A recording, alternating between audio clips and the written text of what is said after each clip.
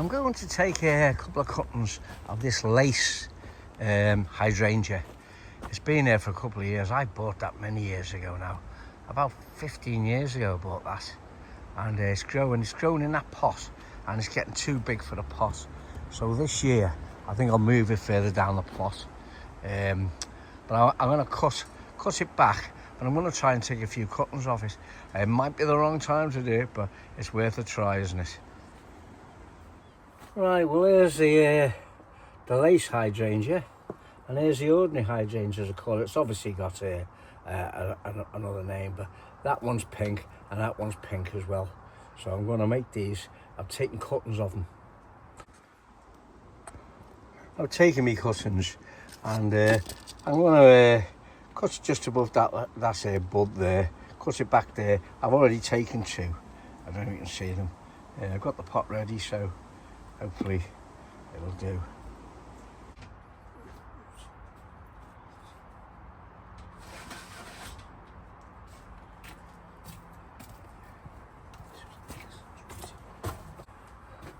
Right, so I've got me three pieces of my hydrangea. Now I've got this rooting hormone. I was told about this by a friend a good few years ago. He said it's really excellent, Clone X. So I'll just give that a go in there. Just give it a dip in there, and hang on. I'll cut the top off that. I don't think that needs the top on it. So I've got three there, as you can see. So just dip them in, and then push them deep down into the compost. Again, deep down into the compost.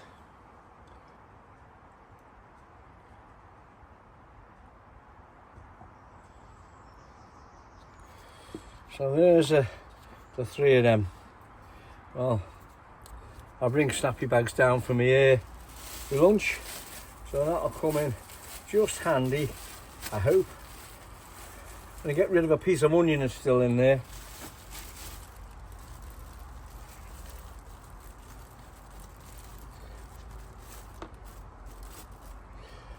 What have I forgot to do? Give it a good water, and then put that over, obviously. Okay, got a good water in. Just put more compost in. Get the bag over.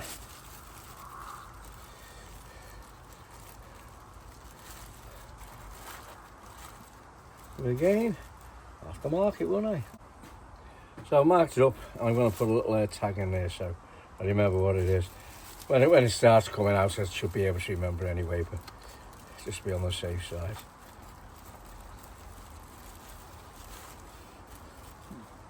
Put a bit of string around that.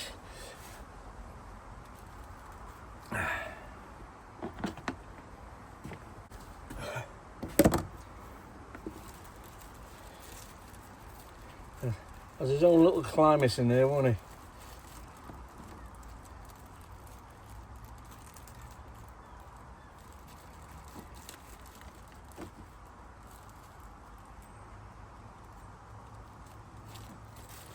Right, so that's that done, marked up, and I'm going to put it in the greenhouse and see how it goes.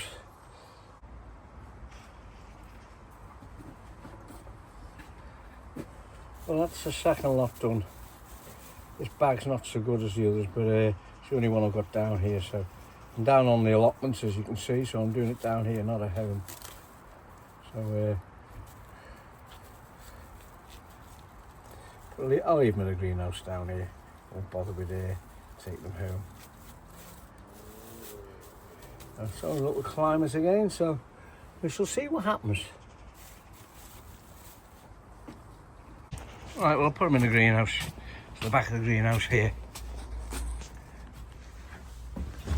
Put them there, leave them there over the winter. And let's see what happens. That's got a clearer bag on than that one. That's not such a good bag, but that's the only one I got down here. But hopefully it'll do the same thing. We'll see anyway. Anyway, success or failure, I shall let you know in the spring.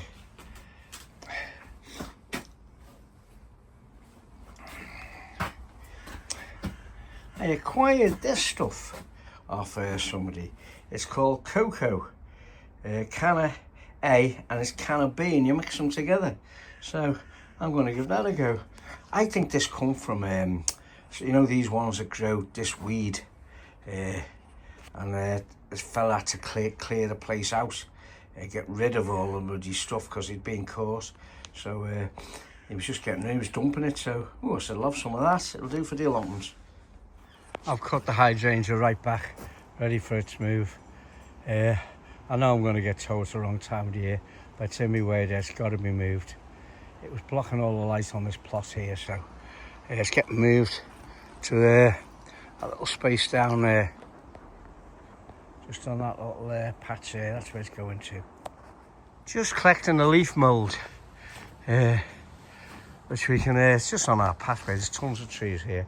So just getting it all together, take it back to the plot, put it in a bin and keep it. It's brilliant stuff.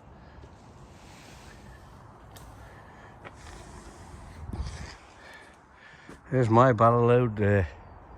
I've had a couple already. As you seen a minute ago, I got all these leaves from the lane, me and Bethan. We've kindly, one of the plot holders give us this. Wow, it was so easy to collect the leaves. Now, what we do, there's 2 big bags here, which Bethan's going to put down the bottom of her plot. But I've got a bin here, which I keep mine in, so I just fill it right up, quickly full to the top. Yeah, but believe it or not, within a couple of months, it'll only be half full. It soon goes down, but it's great to mix. I think you've seen me do it on a few of my videos when I mix leaf mould with me compost. So we've had a good morning, Beth, haven't we? Yeah. We've got 2 full bags here, and there is plenty more on the front, in front of the cemetery. But I think that'll do us for today. But also, there's plenty in the car park. Down the bottom there, it's the car park. It's full of them.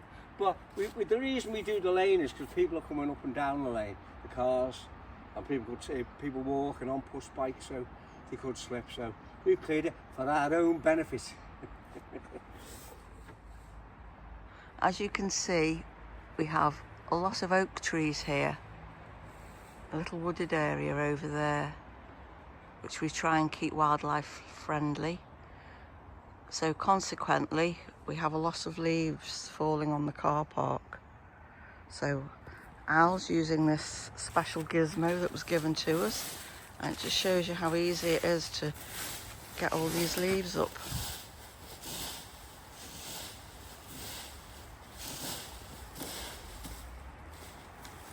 Yeah, it's so easy to use that. So easy to use.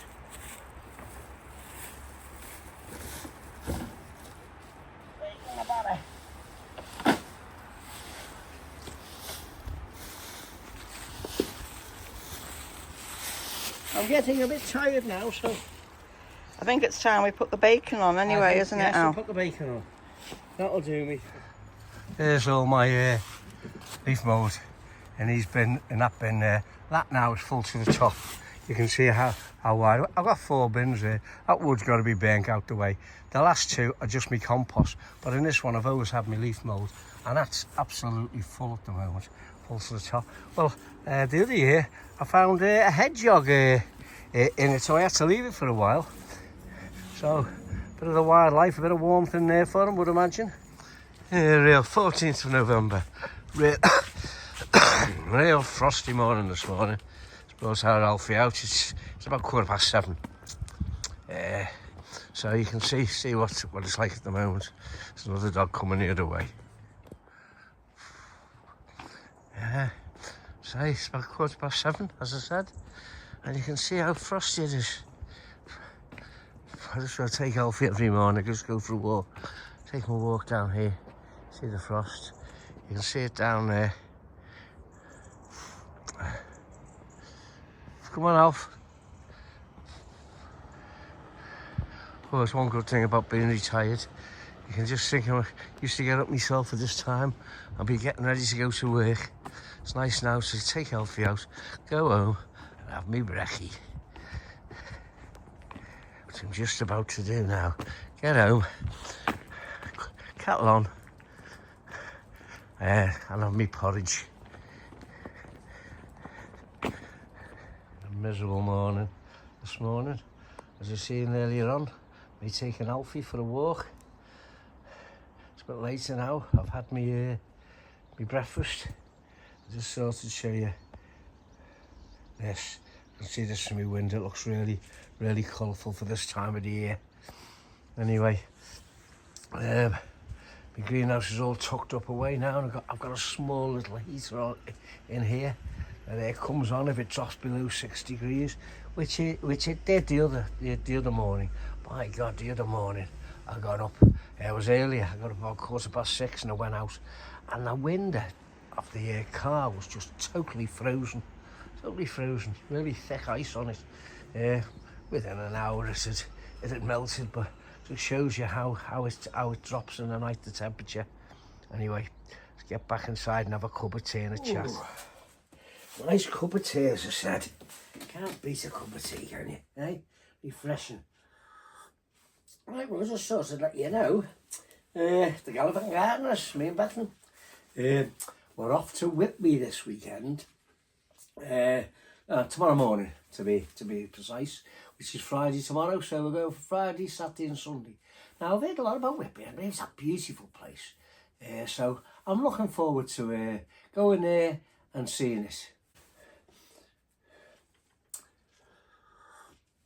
Right, as I was saying, we're going to Whitby this weekend. Looking forward to that. It's about a 300-mile round trip from where I live in Merseyside. I think it says about 3 hours 20 minutes is a fastest route by car. I was going to go by train, but blimey, it's quite a trip by train. It takes about 5 hours, I think it said, the time you've got to change trains to actually get to Whitby from where we live. So I decided to take the car. I don't particularly like driving that distance nowadays, but needs must, and we're looking forward to going. So looking forward to seeing the sights of Whitby. I believe they do. Is it pie and mash is a dish there? I definitely know they do fish and chips. I bet the fish will be gorgeous from there. But I'm also going to try their local dish, which I think somebody will obviously correct me, is pie mash and peas. So we're looking forward to that. So we're leaving tomorrow morning. I would say approximately about 10 o'clock. We're going to stop on the way, I think. We're going to take a little detour, go to Pontefract and have a look at the castle there.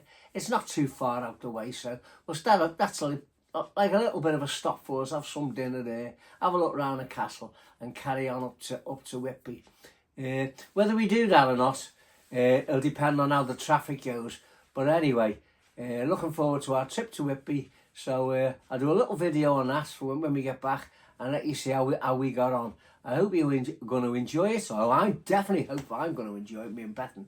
But I hope you will enjoy the video that I put out next week sometime. Anyway, bye for now.